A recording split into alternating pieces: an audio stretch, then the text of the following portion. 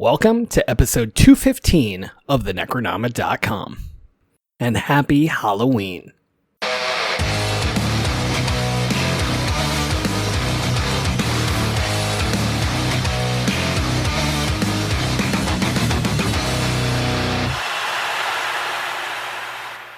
I am James Sabata, horror author, screenwriter, co-host of the podcast you're listening to right now. And apparently, this is Halloween. I am Don Guillory, author, historian, educator, co-host of the podcast that you are listening to. And yeah, I guess it's Halloween. I heard that enough times in the movie. Do they mention that? I'm convinced it is. So, joining us today, Lora Senf is here. Laura, thank you for coming on the show. Welcome. You for having me. You want to tell our listeners a bit about yourself and the new book and all that good stuff? Sure. So my name is Lora Senf. I write middle grade horror, so spooky stories for kids. My job is to scare children, which I think is the best job in the world. Mm-hmm. I released my first book last year. It's the Clackity, and the sequel's coming out in October. It came out actually October 17th, and it's called The Nighthouse Keeper. It follows our hero Evie on yet another journey into what she comes to find out is called the Dark Sunside as she goes to rescue the ghosts of Blight Harbor. So that's what's happening in the Nighthouse Keeper. And then coming up, I've got the third book in that series, the Blight Harbor series, which will come out next fall, and an unrelated young adult book called The Losting Fountain, which is coming, I think, January of 25. So that's me. Nice. Well, that's fantastic. I don't know if you're aware from my constant Twitter posts, but my daughter is a big fan of your first book. It makes me so happy to see those posts. I mean, grown-ups are kind of fine. Grown-ups or whatever, grown-ups. But kids are the best. And when kids love the books, that's why I do it. That's the whole point, is to have kids that say, yep, this was for me. So I want to ask you, we don't have many middle grade authors come on, so I never get to talk about this, but I feel like so many horror authors were highly influenced at that age. Mm-hmm. You know, whether it was like stories to read in the dark or whatever the fuck it's called, because I'm drawing a blank, you know, but yeah, or Goosebumps or any of these. I feel like so many of these little doors started us to where we went. And then of course there was the opposite pole where, like, you know, I watched Friday the 13th when I was like 7 or some shit, so that's why I'm fucked up. And, that's the least of the reasons of why I'm fucked up, but you know, but I feel like those two really go together. Like, you kind of hit this like the way too far at a young age, or whatever you want to call it, and then we seek out the safe. I want to check out scary, and I want to do this. And I was just wondering what your view on writing for that age is, and if that gateway kind of feeling plays a part in that. Yes, it does. So I write the books that I write because they were the kinds of books that I loved as a kid. I discovered John Bellairs when I was pretty young in my school library, and he wrote Gothic horror for children. He wrote House of the Clock and Its Walls, and a lot of people know it by the film that was made. Fell in love with Bellairs, read everything I could get my hands on. He was an author who was writing characters that were for me and stories that were for me, but there weren't a whole lot of authors doing that when I was a kid. So I kind of jumped from Bellairs to Stephen King way young, like a lot of people did. And I hear that argument a lot, right? Like, why do we need middle grade horror? When I was a kid, I jumped straight to Stephen King. I'm like, yeah, you did, and you're fine, probably. But there are so many kids that couldn't make that leap, right? That weren't ready to jump to King. And I fear that we lose those kids as readers if we don't give them more meant for them. And so it really, that age, I think, is when books are the most important in your life. And, you know, frankly, I was a kid who was scared of everything, lots of anxiety. I still have anxiety. But scary books were where I practiced being brave. They were a safe place for me to be brave. And I wanted to give that to kids too. So that's kind of a long answer to what should have been an easy question. No, I love that. And I feel like that's so important. Like I feel like there's so much gatekeeping in the horror community as it is. And I know the horror community, oh, we don't do that, we're not like them. And yeah, we absolutely do all the time. Like you can't, like 5 minutes after a movie comes out, you better know if it's the best movie or the worst movie ever made, because you got to pick a side right now. So we're very gatekeepy. And I feel like there's so much of the, oh, that's not scary enough. And like, I hate that. I'm 45 and I love reading things like the Clackity or picking up old Goosebumps, or I just got Slime Doesn't Pay by R.L. Stine, right? Nice. Like, nice, yeah. Like, I don't understand this obsession with trying to control what others read or watch or whatever else. But I really don't understand why we're not just encouraging, oh shit, kids want to read. This is great. And like my kid is reading spooky stuff, so maybe I can slowly get them into what I like and we can bond over this, So I think it's great. People don't think like that. What they think is, oh my gosh, my kid is reading something demonic and I have to take them. No offense to anybody who does this, but I'm using my own example. And I have to take my kid to church. I'm like, Mom, I just like this scary stuff. Nope, you're possessed by Satan. We need to go. I'm like, okay, great. But no, you both bring up great points as far as like you end up losing readers. And this isn't even an issue of like, oh, selling books. It's this magic that goes along with horror or with any genre that you fall in love with and that you stay in love with. When you see that other people are hypercritical about it, whether that is coming from, I like horror movies, but this one didn't do it for me, so I'm going to completely bash it for everybody else. When you could just leave it as, I didn't like it, somebody else, it might work for you. Because I have the same feeling with this movie, with The Night Before, I almost said Night Before Halloween, The Nightmare Before Christmas, where it's not a movie I grew up with, because I didn't watch it until maybe last year. Oh, okay. Wow. For the first time. And I watched it with my kid. And, there's a different way in which she's going to look at it as where I'm going to look at it. I look at it as, this is a movie I didn't see when it came out because it wasn't interesting to me. And I was one of those people who had gone from, I love horror. I'm watching Tales from the Crypt. I'm watching the 80s version of The Twilight Zone. I'm watching the older version. I'm watching all that stuff. But I got to that point around when I was in high school where I just took a break from horror, and it was ridiculous comedies and stupid stuff like I watch now. I'm like, why the hell did I ever watch this? But that was part of that growth, right?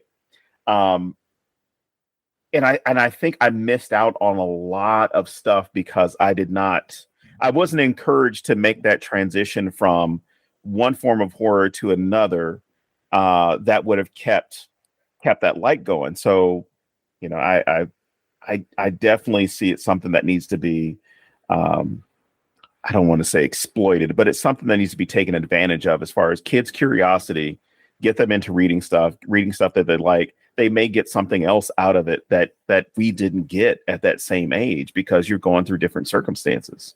Yep. And that's something that I think is really beautiful about middle grade horror, particularly, is it often, there's a subtext often where it's addressing, like with Clackity, anxiety. Other books address grief or trauma, but they're also scary stories, right? So for some kids, they really respond to that subtext and they really relate to those characters because of their grief or anxiety or trauma, and they can empathize. But for other kids, they just want a scary story, and they can read it that way too. And I think it's a beautiful thing.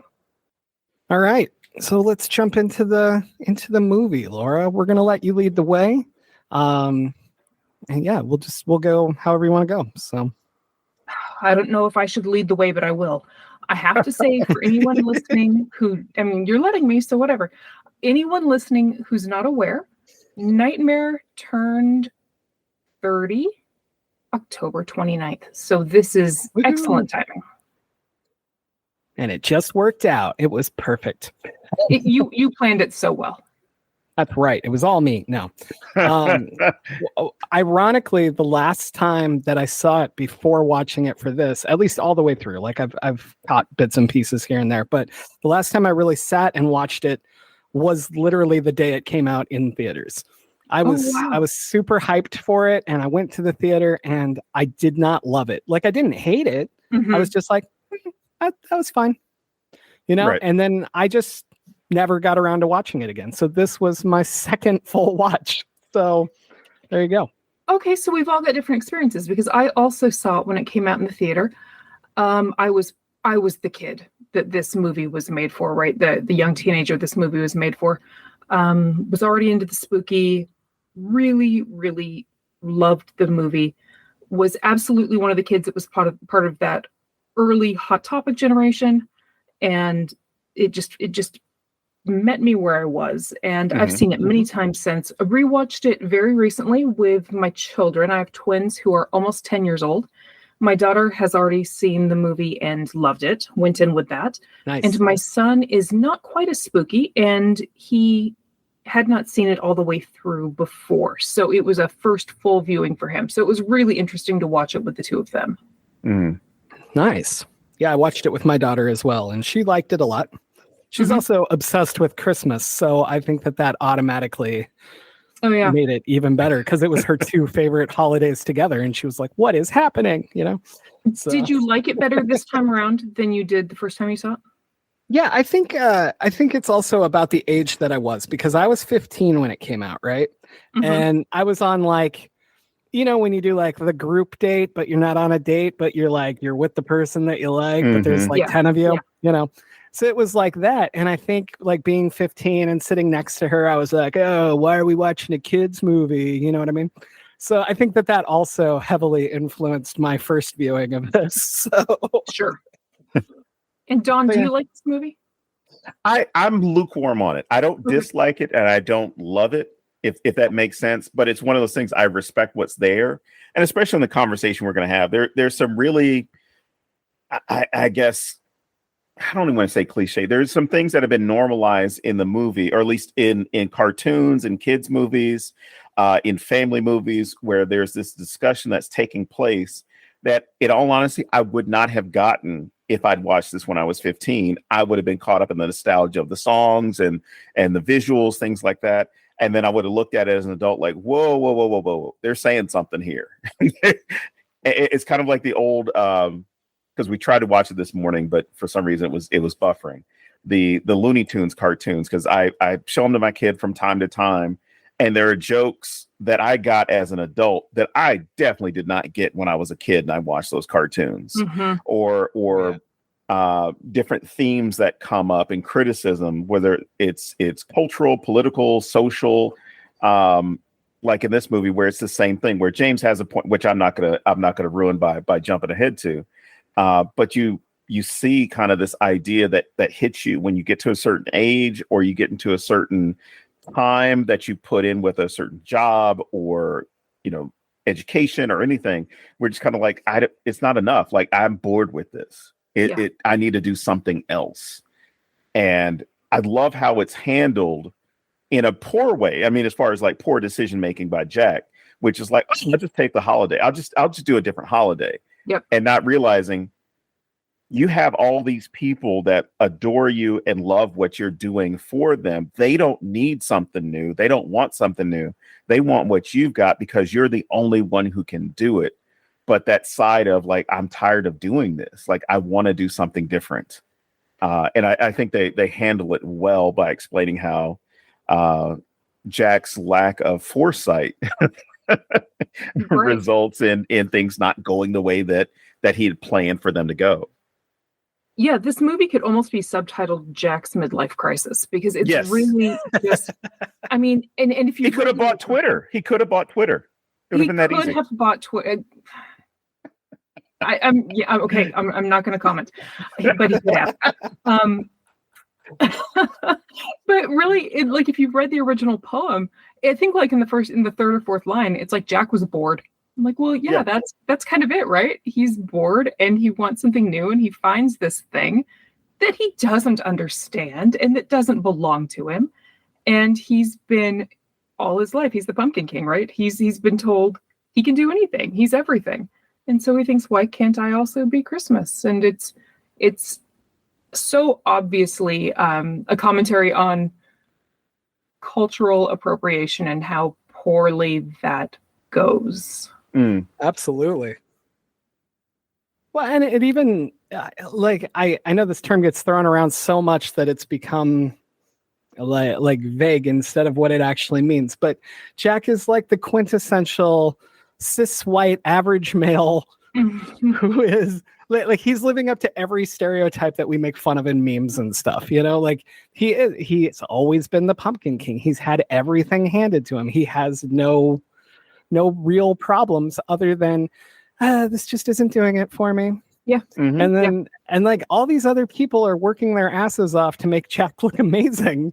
And he's like, I don't like you guys. I'm gonna go. And he's got Sally, who is clearly the smartest character, the smartest resident of Halloween Town, telling him, Jack, damn it, this is a really bad idea. And he's like, you're so cute. It's fine. I'm fine. I'm Jack. Even Santa, didn't Santa say toward the end of the movie something effective to Sally that she's the only one that has any sense? Yes. Yeah. Mm-hmm. It's sad and amazing to me how this is so like just exactly what we're talking about today 30 years later, you know? But yeah, no, the cultural appropriation thing is huge to me.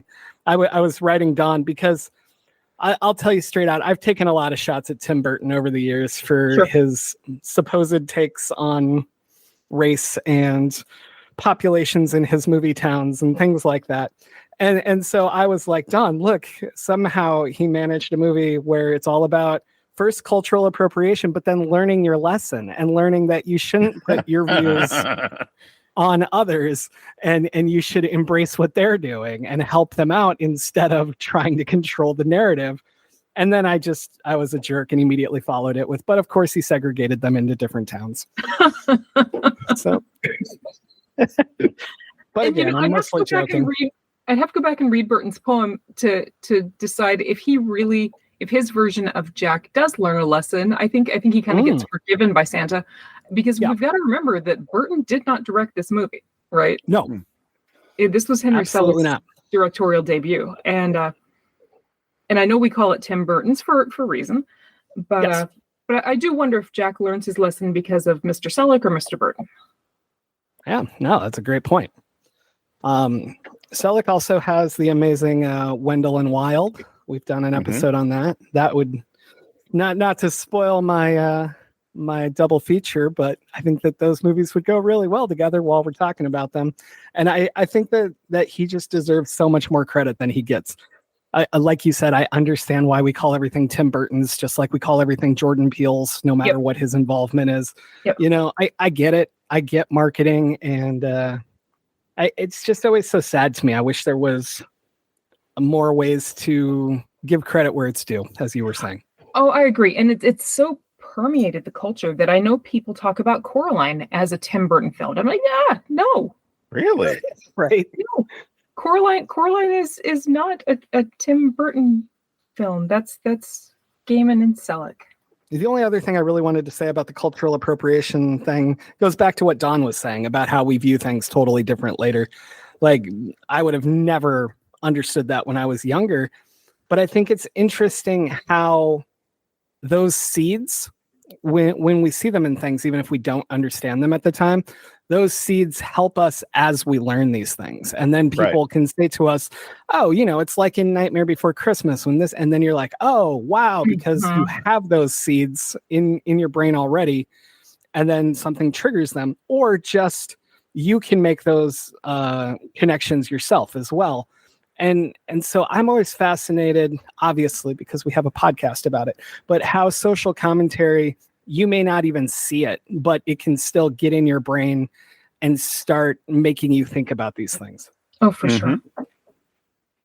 And, you know, we had this is off topic. We had talked about middle grade horror in literature earlier. And and using that as a gateway to horror. And I think Nightmare is another really good example of gateway horror. I think there are probably a lot of kids that came to horror films, horror literature, because they were exposed to Nightmare when they were young. Well, especially when you think about the way that Disney has been able to, I guess, spread the joy of Nightmare Before Christmas. Because again, I didn't watch it until maybe last year, but I was familiar with it because of the way in which Disney has incorporated it into Haunted Mansion, right? For during Christmas time, which I think the first time I went to Disney was around a Christmas break of some sort. And going in, I'm like, okay, well, this is all Tim Burton style here. This is great. I mean, this is like 20 years ago, I think, when I went. But just going and look at all this stuff, I'm like, okay, well, I kind of get what's going on. This guy is trying to, take Christmas over. And so when I watched the movie, like it was kind of ruined for me. So I looked for a lot of the other stuff that was interesting, but I like the way in which, again, Disney handled it to where it's, even if you haven't watched the movie, you understand who Jack Skellington is. You understand that Oogie Boogie is the bad guy. You understand, all the stuff that's taking place within this world, to where you will get people, because they go on that ride and haven't seen the movie. They go on that ride during Christmas and they watch, they go there and they realize, like, oh crap, there's a movie associated with this. Let me check it out. Let me watch it with my family. So you will end up having people who didn't watch it for whatever reason. Maybe they were too old, they were too young, the family never got around to watching it because it wasn't part of their Halloween or even Christmas tradition, to where they see it in that light, in that type of venue, to where it now becomes something that I have to watch it. I have to check it out. This is interesting to me. And I think that's what did it for my daughter was, we went a few times for Christmas when she was younger. And that was her first thing. She's like, "Oh, this is like the thing at Disneyland," and I'm like, "Yeah, this is where they got it from." And so she watched it. She enjoyed it, and so even getting that look at it from an adult's eyes, and then getting her feedback through a child's eyes, I enjoyed, because it made me look at it the way I look at it as an adult, as opposed to, how some people get nostalgic about whatever they're watching. There's nothing wrong with it. There's nothing that hasn't aged poorly, to where I can look at this and see what works in this atmosphere, what works in this time period, and what could have even been done better. Like what we could have learned if we applied, Jack Skellington to 2023. Let's say it gets remade for 2023, a live action version, because, everything you get your live action version if it's stop motion or animation, right. To where we may be dealing with different issues, different problems. The same thing with a movie I would compare this to, which is Wizard of Oz. Depending on the time period that you're watching it in, depending on your life experience, everything has a different meaning. Don, you said something really interesting when you called out Oogie Boogie as the bad guy, because he is, right? He's a bad guy. But Jack's a villain too. And it's really interesting. And I don't know that I should have asked my kids. I don't know that kids are going to pick up on that necessarily, but Jack truly is the hero and the villain of the story. Yeah. And you don't see that too often in films meant for kids. No, you don't. I mean, having the duality with Jack is great. Because you can understand why people think that they're doing the right thing, even when it's clear on the outside that what you're doing is wrong. And Sally keeps bringing it up every time, like, you shouldn't be doing this, you shouldn't be doing this, you shouldn't be doing this. Even when she plants the fog, or does the magic with the fog to hopefully prevent him from going out and imposing as Santa, because she understands this is not what you should be doing. This is foul, and everybody else who's agreeing with you is wrong as well. And they shouldn't be doing this. Yeah, Sally is such a tragic character to me in this story. And again, watching it with my kids, it was interesting because at one point, my son asked the doctor, Finkelstein is the doctor's name. My son says, so Sally's like his daughter, right? And I was like, yeah, Sally's like his daughter. But I'm thinking, well, maybe not, because that next time that the Doctor creates a companion, it's obviously very much a girlfriend or wife figure. Right. Yeah. And Sally's very aware of her own sexuality. She uses it. So I'm not so certain that Sally wasn't really a victim throughout her life. Oh, that's the only way I saw her. Yeah, me too. Yeah. Again, if I saw this when I was 15, when it came out, I would not have picked up on Sally as being the victim. I would have seen it as, I mean, you can argue that Frankenstein's monster is a victim as well as the bride of Frankenstein is the monster. Why would you argue anything else? Monster is the victim. Jesus, I called her the monster. Is the victim. But you miss those things because you get caught up in what is important to you when you're a kid watching it, right? You might not pick up on Sally is basically his I guess his homemade companion. Yeah. Because he uses those words, the professor uses those words where it's like, you're mine, you belong to me. And it's not in a sense of like, you belong to me as far as like our hearts are connected. No, it's you belong to me because I made you. Yep, you're mine. You don't have any agency. And the way that, again, I think incels would like this take, or maybe they won't like this take. The idea that a lot of people have where their partner belongs to them as opposed to their partner is a separate being. There's this horrible trend on TikTok that was going on earlier this month where it was talking about blue collar women. And they were talking about how, you're not going to take my husband away. He's mine. He's mine. He's mine. And they were listing all these reasons why you don't want him to be your husband, to be your partner, anything like this. And you start reading and you start looking at the videos. You're like, do you not realize you're in a bad situation? And I imagine, like, I could see Sally, if Sally didn't have this sentient personality, I could see Sally making that same thing about, like, you think you're going to take my professor away, my creator away? You can't, because he, if you do think you're going to take him away, all he's going to do is lock you in a dungeon somewhere. Like, Sally, are you okay? Because this is not a healthy relationship. No, and I mean, we see her on her, I think we're told it's her third or fourth attempt to poison him and get away. She has loads of agency. It's just that she's challenged to put it into effect, either because of her circumstance or because the people around her, like Jack, just won't listen to her. As a person who was formerly a case manager for DV victims, among other things, I'm so bothered at this age watching Sally because I'm like, every time you escape, you're back, whether you came back on your own or whether they brought you back, or there's so much going on with Sally, and it's almost glossed over. Like, it's there and we make jokes about poisoning him or stuff like that.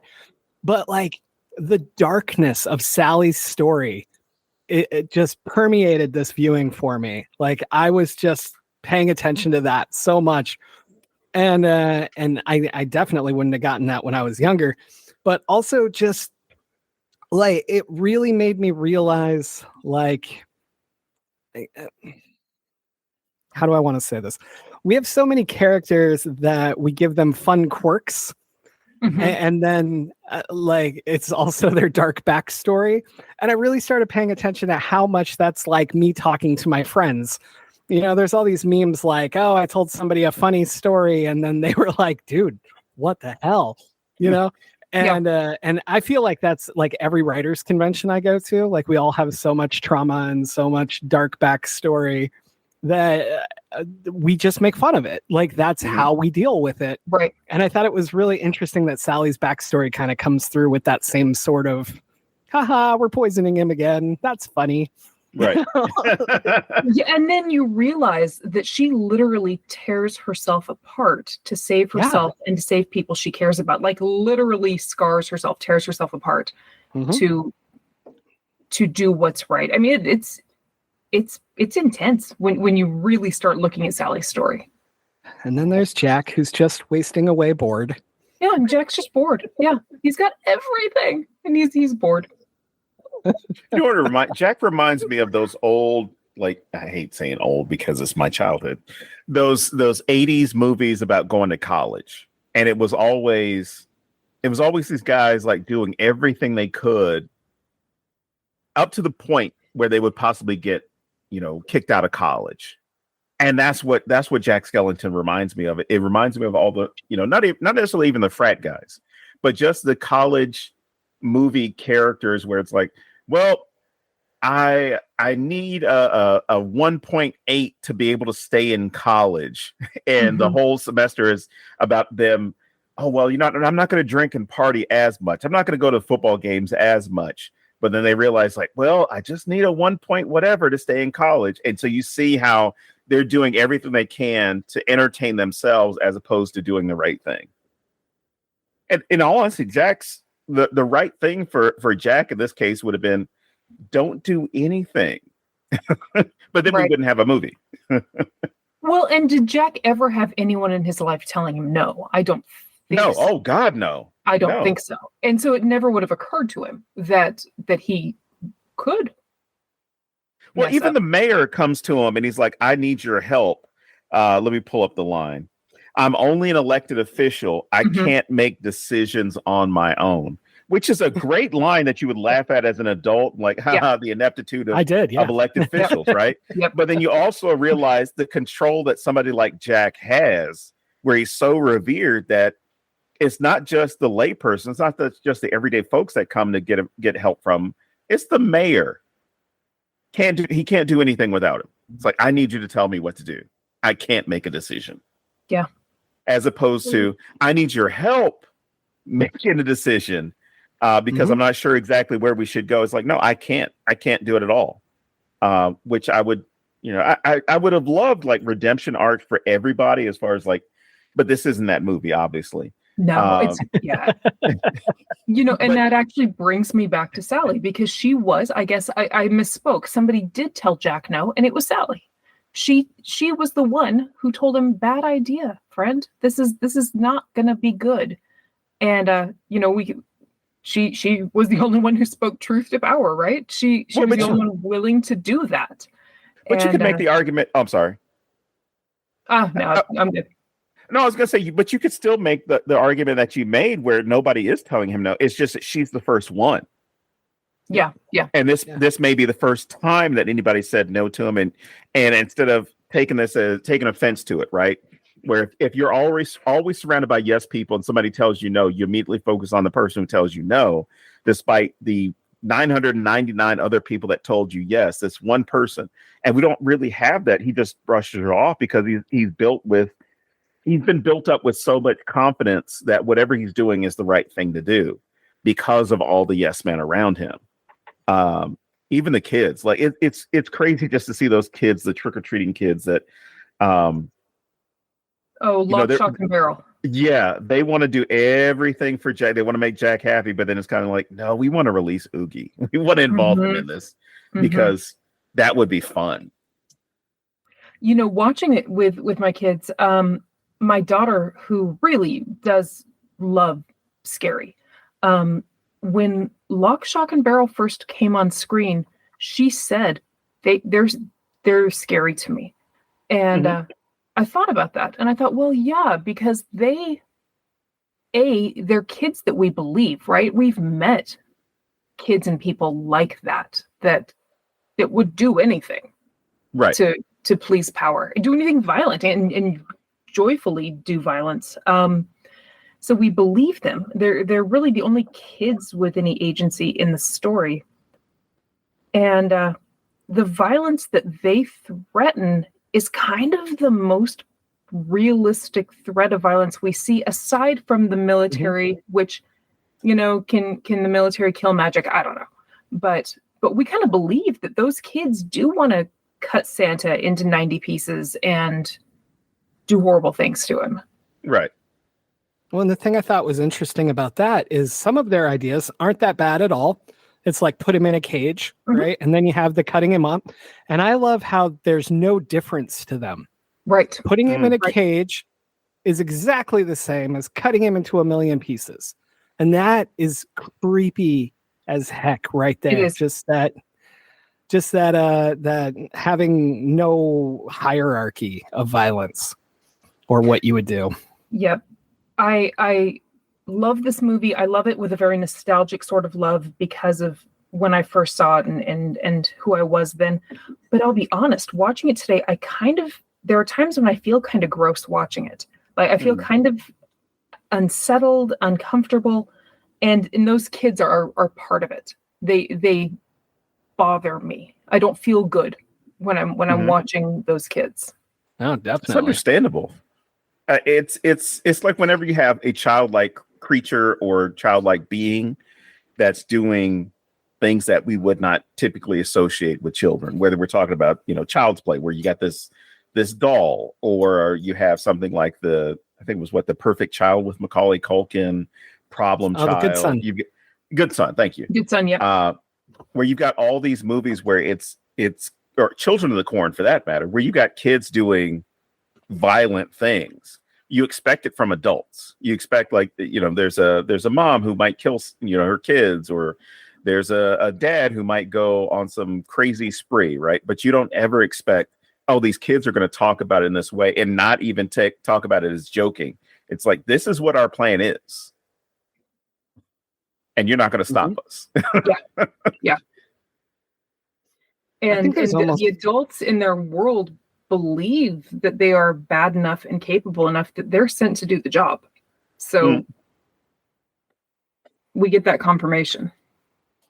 Well, and they're working for Oogie as well. So if he's pulled them over, like, they must have some serious street cred. Yeah, like that's who he picks. I don't know. He's like, oh, you're Paul Rubens, so I'm kidding, but Paul Rubens is the voice of one of them, and but like the mere fact that like the townspeople, they don't seem terrified of them, but they don't seem to like them, right? And like even Jack, when he's talking to them, it feels off. Like he's like, oh yeah, you're definitely the most capable of this. Like, what did these kids do before this movie? Right. I would love some backstory on those kids, and I would love some backstory on Oogie Boogie. I really would. Yeah. That's a character I wish that we had more story for. Going back to what you guys were saying about Yes Men, I just wanted to throw out, like, Jack's entire relationship with Christmas is also based on this. Like, he shows up and he has no idea what's happening. He can't comprehend it. He isn't good at this. He doesn't know what any of this is. So his answer is to make it more like Halloween. Make it so I know what I'm doing. But his entire problem is that Halloween was boring. So I love that this also pulls in. I'm always right. Like, oh, this is something new and different. I should make it exactly like what I hate. Well, and he approaches it in such an adult way. He approaches it with science, right? He tries to use math and science to understand magic, and it doesn't work. And he's screwing it up, and he's failing. And he doesn't, it's frustrating him. And then he says something to the effect of, confound it all, I love it though. And so it's like, I don't understand it, and I can't understand it, but I'm doing it because I want to, because I love it. Yeah, it's so crazy to me that, I mean, we deal with this every day in real life, but like that's always the answer. I don't understand this. So rather than me learning what this is and learning how to interact with it, what if I destroy it, make it like what I'm used to? Right. I mean, don't go to the people of Christmas Town and learn from them and spend time with them and understand their culture. Just do what you want with it. And then grab like some of their relics and put them in a museum in London while you're at it.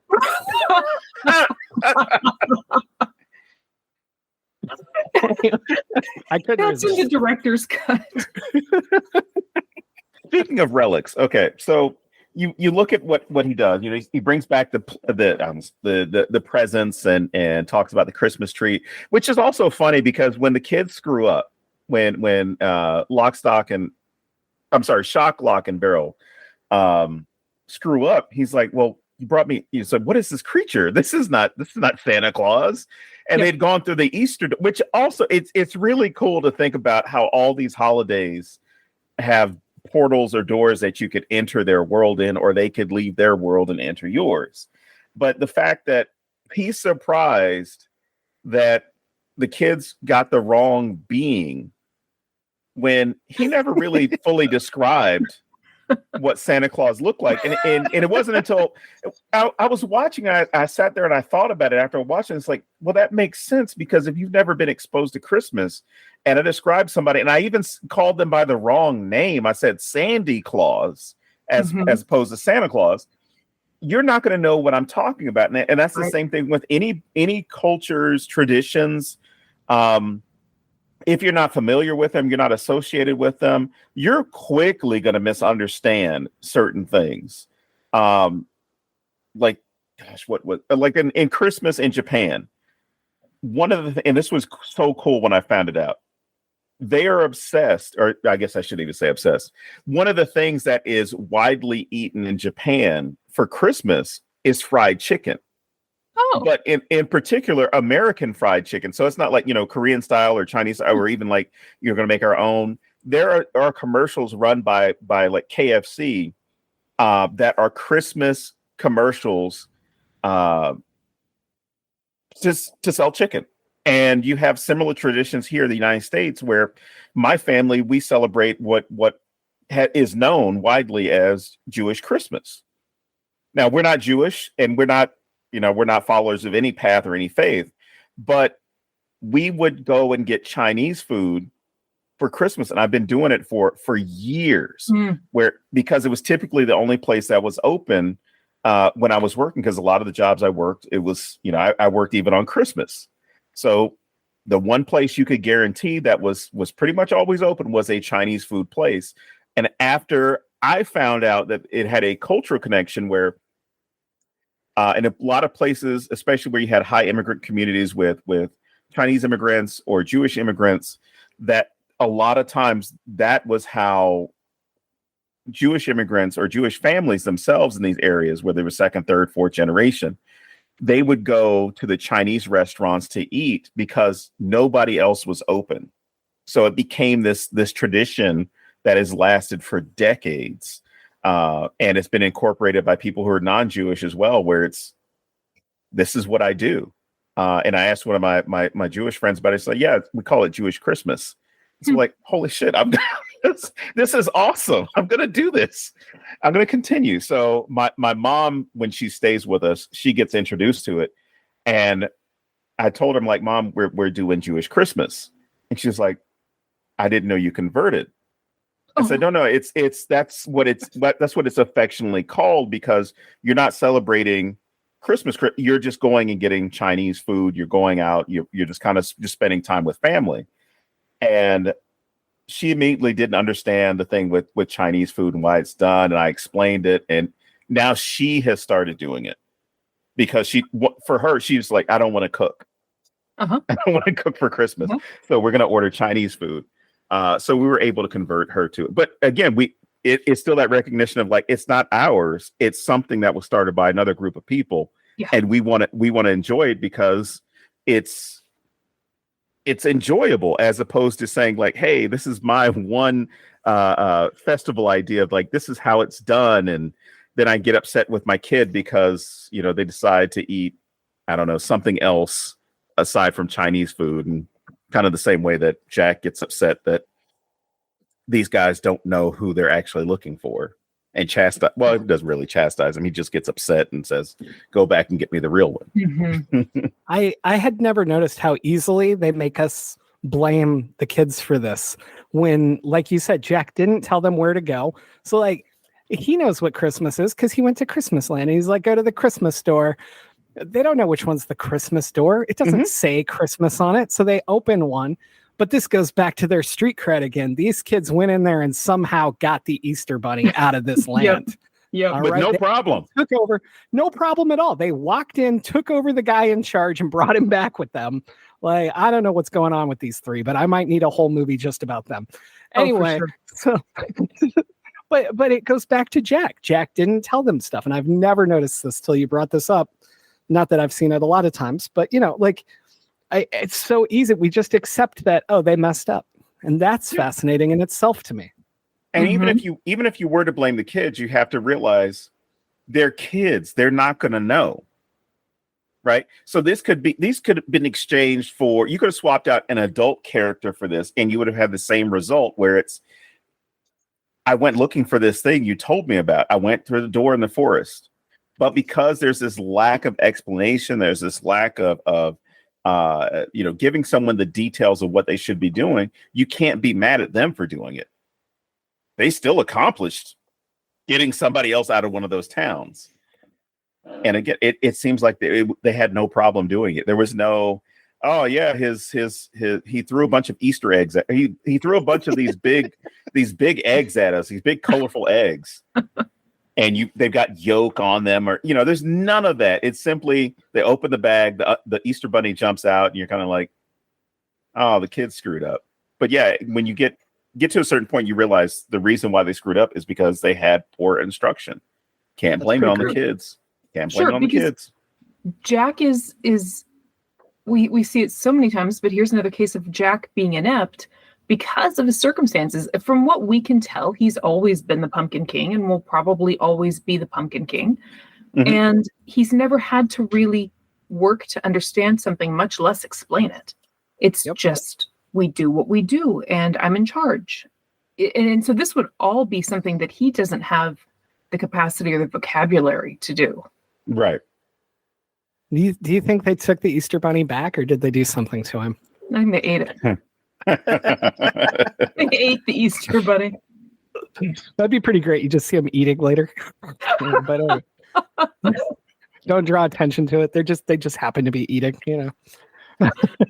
We're just eating a holiday snack. Oh man. Or they took it back to the wrong door and just caused new chaos. No, but Don, everything you just said about the Chinese food places, I literally always thought that was because it's in A Christmas Story, and that people do it because of that. So there you go. Nope. It originated with I can't remember if it was in San Francisco or if it was in New York, but it originated with Jewish American immigrants and the relationship they formed with Chinese American immigrants. Learning stuff.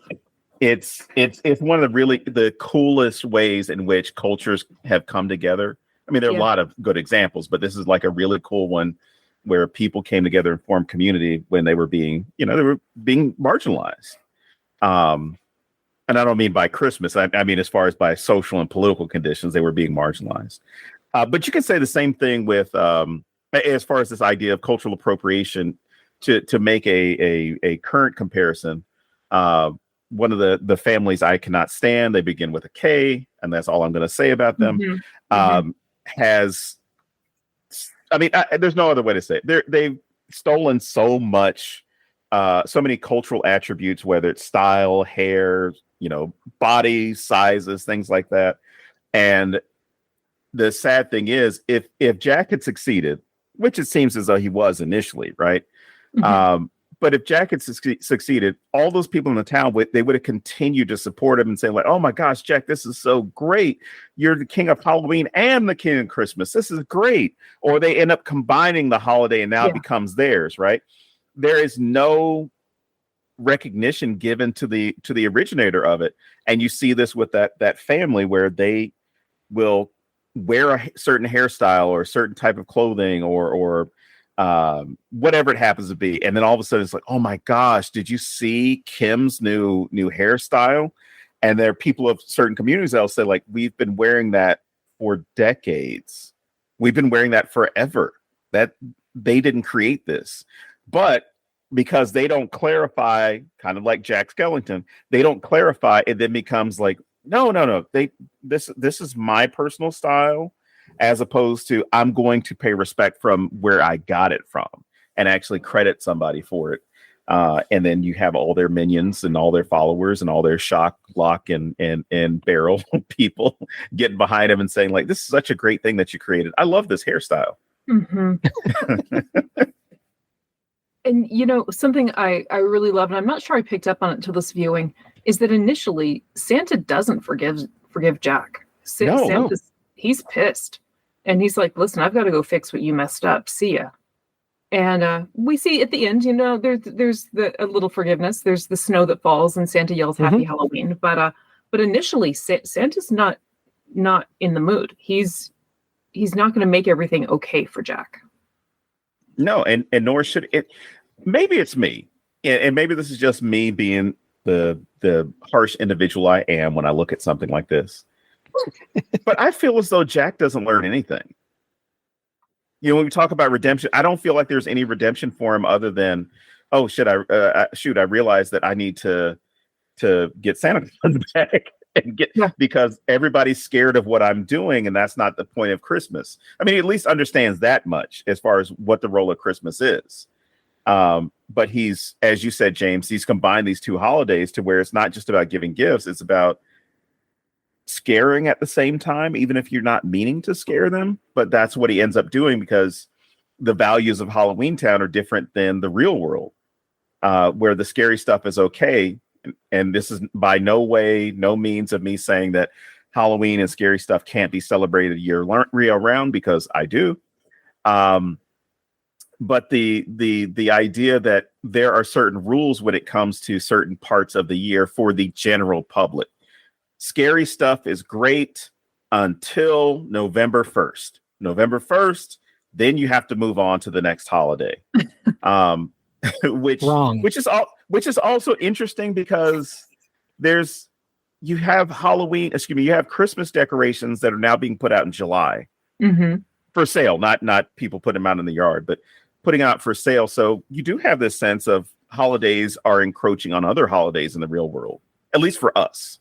Not necessarily 93 when this movie came out. I was just going to say, the idea that Jack doesn't learn a whole lot. He really doesn't have a very satisfying character arc at all, because at the end, he does recognize that, oh, I screwed up. I've got to make this right. But then really, he goes back to being the guy he always was before this happened. He goes back to being the Halloween King. Plus, he's got Sally. And does he deserve Sally? Like, that always kind of... No. I thought Sally kind of should have just said, yeah, I changed my mind. But it ends with this love story, so he's got that.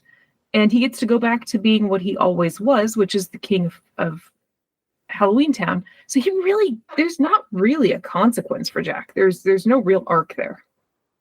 Really changes the meaning of the lyrics. We can live like Jack and Sally if you want.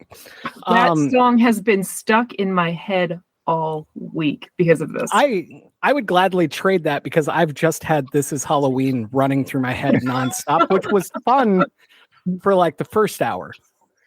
But anyway, okay. So when I said that I feel like Jack learned a lesson, this was always going to kind of come to where I'm at now, which is I don't feel that Jack learns the lesson we expect him to learn. But I do think Jack has changed. I think that Jack had to find something outside of his comfort zone, and he didn't have to help. And that one little tiny piece is what I mean by Jack change. Jack made a choice for someone else when he helps. Yes, he goes back to being himself, but I do feel he's a different Pumpkin King.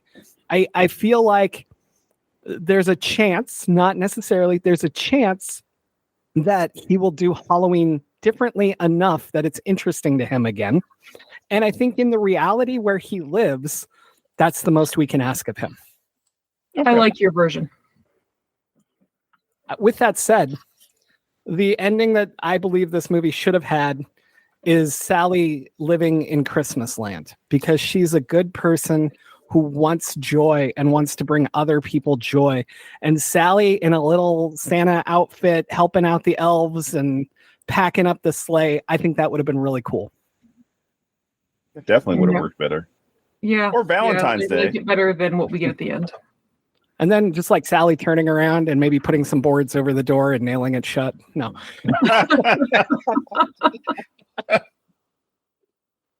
Let me tell you something, Santa. You don't want to go to Halloween Town. There's a bunch of nuts there. You got to watch out for these 3 kids. They're going to pose as elves. No.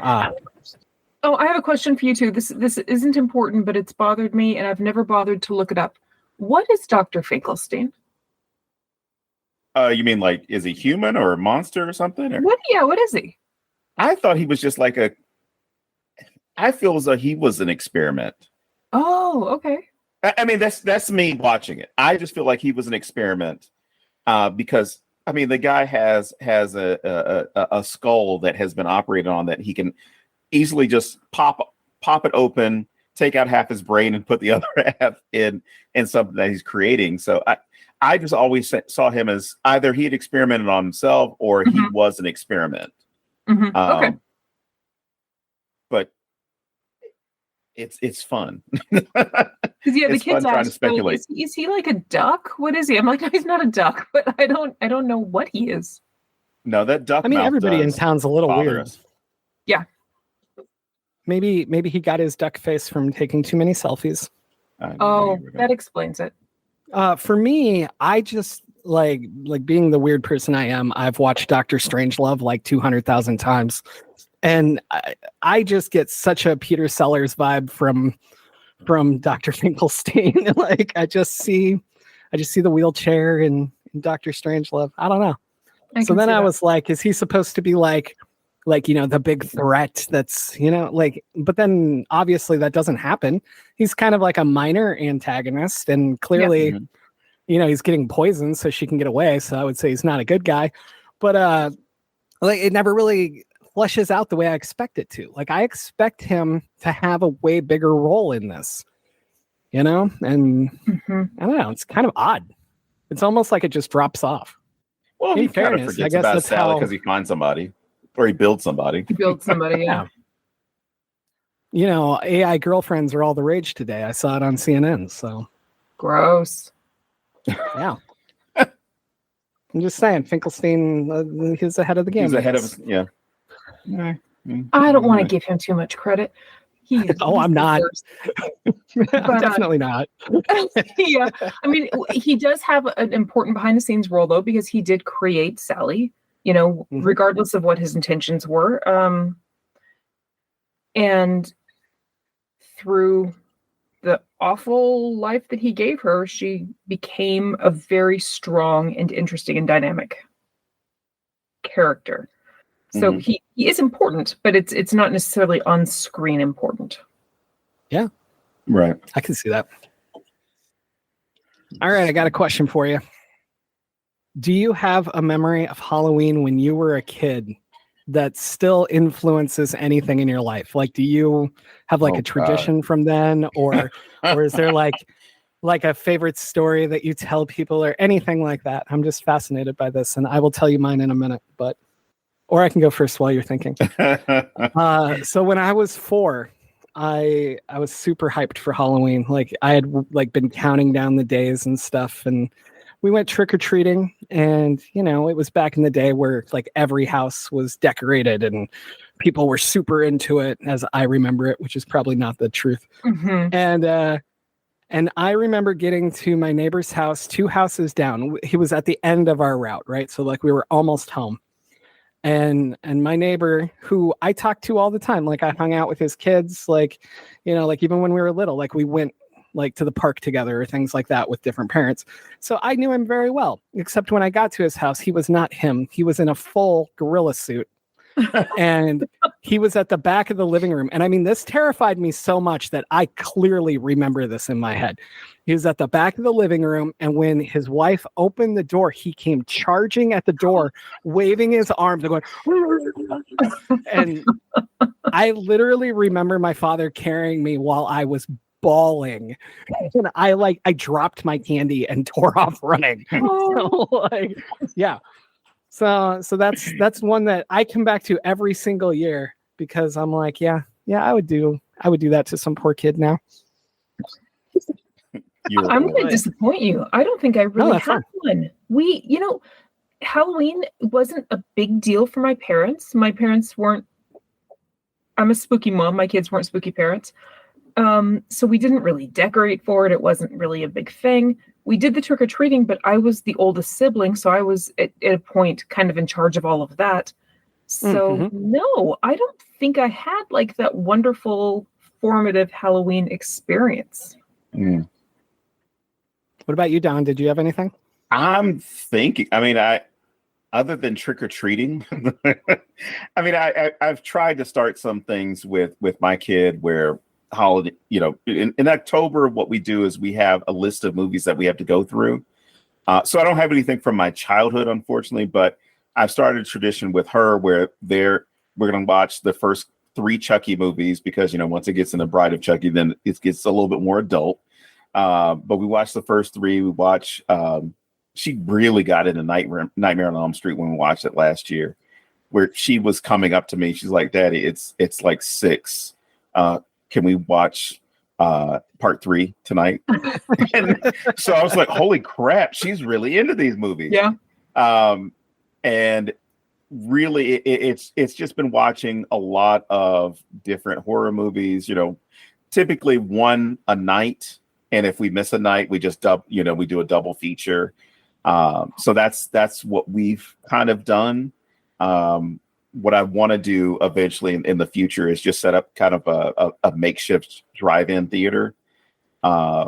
Just take a projector, against the wall of the garage, and we just sit out there with chairs and have popcorn and watch the movie in a garage. And if she has friends who want to come over and watch it, not necessarily too scary because I'm a little bit more liberal with my kid as far as watching the scary movies to where I figure like I watched them when I was 8, 9 years old. She'll be fine.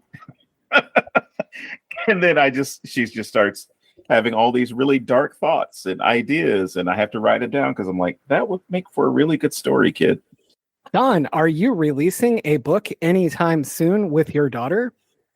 Yeah, did that sound natural? Did I do no, that? It didn't at all. Totally. It did. Totally. Yeah. No. Well, it eventually did turn into something because we wrote the first installment of a kids or a young adult horror collection, and it came out early this month. So dropped October the 13th, dropped it on Friday the 13th to be a little bit fun with it. And she was a little bit too happy to tell all of her friends at school that she's got a book out. Oh, that's cool. My kids desperately want to write a Blight Harbor story with me, and nice. Do it. We'll do it eventually. I'm telling, cool. Like it was so fun. It was such a good experience where she was giving me ideas and then writing down summaries of what she wanted to do with different stories. And I jokingly told people, like, I have to get approval from her for whatever story I write based off her idea. And I've been nervous going into meetings with dissertation advisors or counselors and stuff like that. Yeah. But when I handed her the copy of her story, I was like, she's going to hate this. Oh. She's going to hate this. And then she hands it to me. She's like, oh my God, that was awesome. Oh. I was like, what was awesome? She's like, everything. So I want a sequel. I'm like, this was the story that you gave me. There is no sequel to it, kid. It can't be. But I was like, I get what you're saying. You're like, you wanted another story. You want more. So, it was a good experience. But yes, James, the title is Abyss of Nightmares. And where can people get it? Oh my God, this isn't you can get it on Amazon and pretty much anywhere because I did the good thing where I bought my ISBN. So Amazon has no power over my book and its rights. That is so cool. It'll be even if it's just for fun, just do some writing exercise with your kids. And this is not just for the 3 of us. I mean, anybody who's listening, because your kids will give you some stuff you didn't think about, because kind of like this movie, you have a perspective on it when you're watching in 93 or whenever you happen to watch it as a kid. And you have a different perspective as far as like what you're going to be fearful of, what you're going to be concerned with when you become an adult, where you don't look at Jack Skellington the same way as an adult as you did when you were a kid. Yeah. At least from the people I've talked to who've watched the movie, that they point that out. They're like, no, I see Sally as the good character, the one that needs more time, as opposed to Jack, and he's the focal point of the movie when he's the one who renders everything, or he's a catalyst that causes all this disorder. And then he gets the credit. He does. And Don, what you were saying about writing with your kids, I'm really honest about the fact that I use my kids as sounding boards. When I was writing the third book in the Blight Harbor series, it's called The Loneliest Place. There were a couple points where I was like, I need something here. Something different has to happen here. And at one point I sat down with my son, and at one point I sat down with my daughter, and I said, okay, here's what I'm doing. Here's what's happening. What's missing? And they gave me ideas. And 2 of their ideas made it into the final book. So that's awesome. That is awesome. Yeah. Kids bring a whole lot to the table because of that perspective you're talking about. They just see it differently. Well, and my daughter and I, we write stories like not even on paper. Like if we're in the car while my wife runs into a store or something like that, my daughter will be like, let's tell a story. And we take turns. She'll tell me a line, I tell her a line, that kind of stuff, right? And that's been going on for several years now. And now she's to the point where she's bringing me little short stories that are like a paragraph, And the thing I find fascinating about it is that when she writes certain things, I get a look into what's bothering her at school, or something that she really likes that I didn't know she was paying attention to, or just things like that, or even the way she describes things. Like I'm just seeing a different side of my daughter, because that's not how we describe things when we speak. Right. And so for anyone out there who can do this, write with your kids, even if it's terrible and no one's ever going to read it. It doesn't matter. It's not about that. It's about that moment between you two and the doors it can open. And if you don't have children, then I highly suggest taking someone else's child and writing with them. And mom and dad. No, you still 3 kids. That's, you keep in line with this, or you get 3 kids to steal another kid. This has gotten really dark really fast. I'm sorry. We do not advocate stealing children to steal other children. That's our disclaimer. Well, how am I going to get another book done? Oh, anyway. So, yeah. Back to the film. Do you guys have a lot left in your notes or not, or things you still want to cover? I really don't. I think we've talked through most of what I wanted to talk about. And for me, it really, I realized, as again, watching this just a few days ago, that I do struggle with this film. And there are things that, but like I was saying, make me actually feel bad as I'm watching it. But to quote Jack at the very end, if you were to ask me, yep, confound it all, I love it though. I just do. I know that's built on nostalgia, but it's a film that I do love. I mean, there's a lot of stuff like that. Like I love the band Theory of a Dead Man, but a lot of their lyrics go against everything I preach. Yeah. So but yeah, I'm still not a huge fan of this film. It's never going to be something I go way out of my way for, but I didn't dislike it in any way either. It's just not for me. And what I find fascinating about that is you have something like Wendell and Wild, which is obviously going to be my double feature when we get to that point, because I've brought it up twice now. I find it fascinating how they have a lot of the same themes, and they have the same director, and they have a lot of stuff in common, but it speaks to me differently. And so I don't think it's necessarily that Nightmare is bad in any way. I think I just don't have that same connection to the story or to Jack or to whatever. I absolutely love the concept of this film.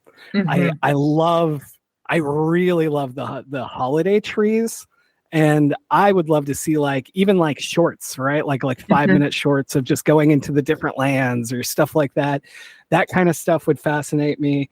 A lot of the characters, I would love to know their weird backstories. Like even the mayor. The mayor is so strange to me. And just those little things. I think that if they ever, I don't want them to redo this, But if they ever wanted to build on it with like a little series or something like that, I would be there 100% to check it out. Well, Disney had planned on doing a sequel to it, but it wasn't going to be a stop motion one. It was just going to be regular animation, I believe. Mm-hmm. But they, I think it was around 2000 and something. They were going to do it, but it failed. It didn't go. It didn't go through. My understanding is that Tim Burton really pushed against it. Yeah. Good for him. Well, there are a couple other movies he should have pushed against too. For sure. To be fair, I'm trying so hard here. Anyway, no. So I guess that wraps up that part. We can move to movie recs. I'll just go first because we all know what I'm gonna say. Wait. Before we go there, I do have a question for all of you. Okay. Oh, okay. Okay. Which one of the doors would you go into if you had the option of going into one? Which one would you go to and why? I mean, I'm gonna mess this up and tell you it's Christmas because I love Christmas. My daughter's birthday is Christmas Eve. Like, it's a huge thing in our house. Like, Christmas season is everything. Also, we live in Phoenix, so she doesn't get to play in the snow.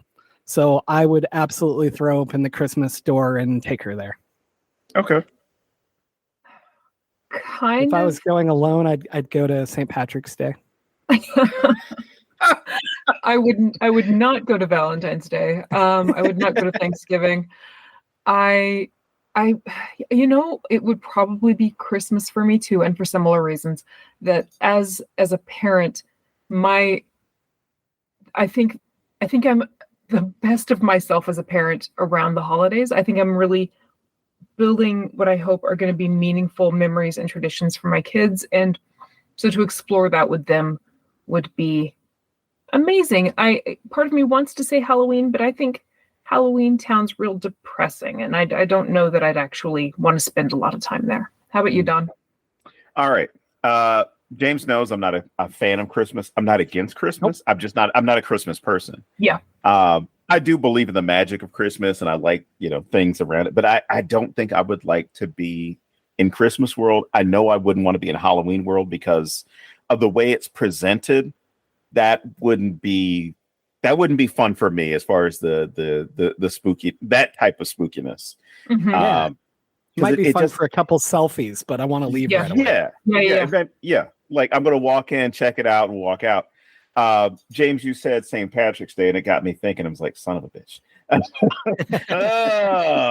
Valentine's Day, that would be horrible. But then for fun, I think I would choose, and I'm saying this deliberately, I would choose Columbus Day. Okay. So I could go in, get rid of the guy that it's named after. You should take these 3 kids with you. There'll be a lot of help. Right? Yes, I'll get those 3 kids with me, and I'll say, look, it's Indigenous Day from now on. In order to get rid of Columbus Day, we have to kill Columbus Day world. So you would massacre Columbus Day world. Well, I mean, so the irony, it's fair. Irony is that you would show up, destroy their culture. I love it. Thank you, James. Thank you. But I mean, if it helps, if it helps when I go to St. Patrick's Day, it's probably going to be like this guy driving snakes somewhere, and I'm just going to be terrified the whole time. So, I mean, I guess maybe as far as like a serious holiday land, I would go to. Honestly, with the ones that are offered, I'd probably do Mardi Gras. Oh, nice! Because I feel as though that experience of Mardi Gras land would be fun. You get a lot of food, you get a lot of drink. There would be a lot of fun going on, and there would be people understanding the rules, unlike people going to Mardi Gras not understanding the rules. As far as like, hey, I get to just violate people's, a bodily autonomy as much as I want to. I'm like, no, that's not the way it works. We're just going to be gluttonous. We're going to have drink and food and enjoy ourselves. And, no one's going to bother anybody, which is what the spirit of the holiday is supposed to be. Well, and ironically, that would be like visiting St. Patrick's and Valentine's Day and Halloween all at once. Yeah. Exactly. Yeah. I kind of want to change my answer now. Am I gonna? All right. But then again, I guess oh yeah, go ahead. Oh no, I was gonna say for Easter Town, I'm sure you get a lot of free hard-boiled eggs. So I thought about that when you said they would have yolks on them. I was like, is it chunky, just like falling down? But anyway, Easter Town stinks. Oh God, yeah, all the rotten eggs everywhere. You're trying to hide them, but there's already 6 eggs there. Oh man. Well, here's one of my favorite jokes from the Animaniacs is Good Day, Bad Day. Good day, finding Easter eggs on Easter Sunday. Bad day, finding Easter eggs on Halloween. Man. Oh boy. I won't tell you my favorite Animaniacs joke. All right, so is the Prince one? It's the Prince one, isn't it? The Prince one. Of course. Anyway, yeah, Movie Rex. No one, I'm just gonna blindside everybody, right? Wendell and Wild. Oh my God, I can't believe you did I know. Just out of left field over here. But yeah, same director, you have themes of identity and belonging and grief and trauma and friendship and loyalty. And people actually learn lessons and they become better people. Anyway, all right. With me out of the way, Laura, you're up. What should people watch if they enjoyed this film? All right, so I think there's the obvious answer, which might be like The Corpse Bride, because that's got kind of similar vibes. But I'm going to say people should watch a film that was also made in 1993 called The Halloween Tree. And it was a Hanna-Barbera cartoon based on the Ray Bradbury book written in 1972. It's another exploration of holidays, specifically around Halloween, but there's a really lovely subplot where 4 kids are trying to save the soul of their best friend Pipkin, who's missing Halloween because he's off for an emergency surgery. It's a beautiful book, beautiful movie, and I wish more people would see it. It was also your first choice to do on this show, and I could have let you do it. We could still do it at some point. It's all good. Do it someday. But yeah, that's a great recommendation. And I didn't realize that they came out the same year, right? Same year? Yeah, that's crazy. All right, Don. What are your 6,042 movies? I was gonna try and get to it before you said anything. All right, so. The first of 974,278 that I have. Obviously, I'm going to go with some either Tim Burton or Tim Burton inspired things. So Edward Scissorhands, Sleepy Hollow, Beetlejuice. Coraline has been mentioned a bunch of times. Big Fish, Addams Family, The Never-Ending Story, House with the Clock on the Walls was mentioned. Home Alone, I've added. Opening doors you shouldn't. Labyrinth, opening doors and going to the world you shouldn't. Alice in Wonderland, Willy Wonka. I'm noticing a theme. The Witches, The Grinch, Book of Life, Trick or Treat, Krampus, I'll save that one for later. Batman, Haunted Mansion, the original one. I haven't seen the new one. Nothing against it, but Goosebumps movies, Little Shop of Horrors, Gremlins, The Dark Crystal, Violent Night, and last but not least, because I had to include this with 3 people who decide to do things their own way. The 1980 classic 9 to 5, starring Dolly Parton, Lily Tomlin, and Jane Fonda. I saw that one coming. Because they have to deal with a bumbling man who's making everything so much worse, and they keep telling him, this is a bad idea. We shouldn't do this. We shouldn't do this. But because they're women, he won't listen to them. Boy, I'm sure glad we got over that. Yeah, problem solved. That's what they tell me at the man meetings. They say, oh, that's been solved. We don't have to worry about that. Yeah, what's the patriarchy anyway? Is it about horses? Good God. All right, Laura. The patriarchy is still in control. Let's bring it back to you. and you can tell everyone where to find you on social media and buy the new book and all that good stuff. Oh, sure. So I'm easy to find on social media because I'm pretty sure I'm the only Lora, Lora Senf. So you can find me just about anywhere. I still spend too much time on Twitter, more on Instagram more than I used to be, and have tried to start using Blue Sky. I don't know. I'm kind of there. I've got a website, lorasenf.com, that I sort of keep updated. And as far as upcoming books, the next one out is The Nighthouse Keeper, and that just came out October 17th. So if you don't already have it, I wish you would check it out. And you can read it with or without having read the Clackity. I hope you read them both. And that, I think, is me. Awesome. Well, I have highly enjoyed having you on here and talking about this film. And I really do want to do the Halloween tree sometime. I had never seen it until this year. I watched it because you talked about doing it. And I really enjoyed it, and I wish I'd seen it sooner. Yeah, it's a cool one. We'll talk about it sometime. Excellent. We've locked another one in. Thank you both for having me. Absolutely. Thank you for being here. All right. I guess that wraps up another episode. As always, I'm James Sabata. And I'm the king. Oh, I'm sorry. And I'm Don Guillory, the Pumpkin King. And we will see you next week here at thenecronomid.com.